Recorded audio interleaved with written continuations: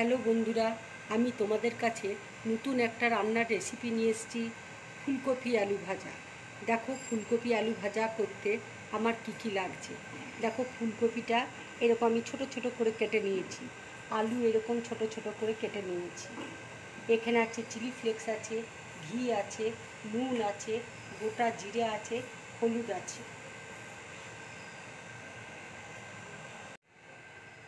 তেল দেখো গরম হয়ে গেছে, এবার এর মধ্যে আমি একটু ঘি দিয়ে দিচ্ছি।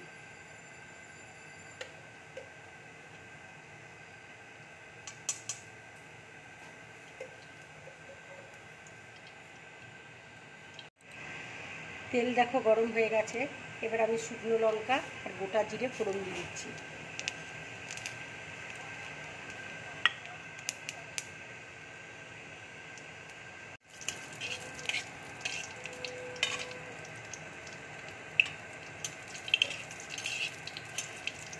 জিরেটা দেখো ভাজা হয়ে গেছে, এবার আমি ফুলকপি আর আলু দিয়ে দিচ্ছি।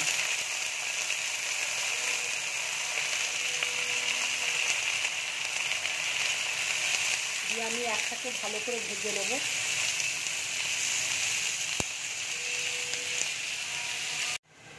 ফুলকপি আলুটা দেখো আমার হালকা করে ভাজা হয়ে গেছে, এবার আমি নুন আর হলুদ দিয়ে দিচ্ছি।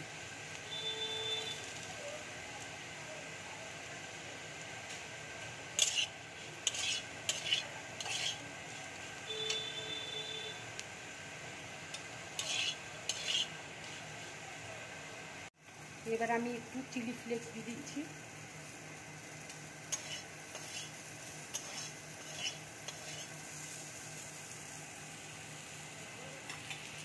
এবার আমি কাঁচা লঙ্কাটা দিয়ে দিচ্ছি।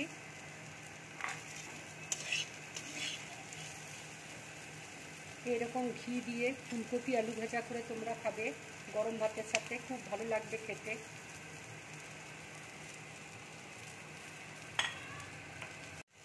দেখো ফুলকপি আলু ভাজাটা আমার হয়ে গেছে, এবার আমি গ্যাসটা অফ করে দিচ্ছি, বাটির মধ্যে ঢেলে নিচ্ছি।